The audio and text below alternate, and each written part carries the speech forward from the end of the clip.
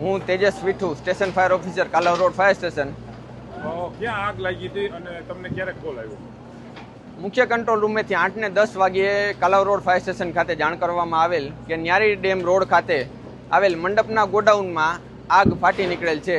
જે સમાચાર મળતા તરત જ કાલાવ રોડ ફાયર સ્ટેશનથી વોટર બાઉઝર અને મિની ફાયર ફાઇટર નીકળી ગયેલ.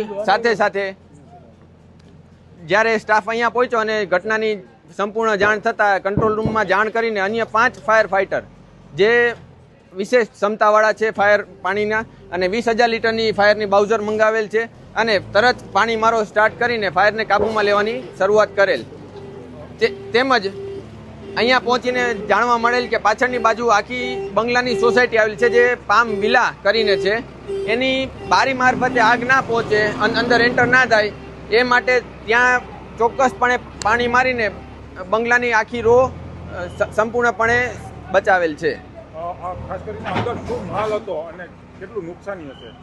અંદર ખાસ કરીને જોવા જઈએ તો માલિકના જણાવ્યા મુજબ અને આપણા જાણ મુજબ મંડપ સર્વિસને લગતો સામાન હતો, જેમ કે સોફા, લાઇટો, આ બધો સામાન હતો. ફોમની વધારે આઇટમો હતી, પછી ડેકોરેશનની વધારે આઇટમો હતી જે ત્વરિત ફાયર કેચ કરે છે અને ફાયરને ફેલાવે છે.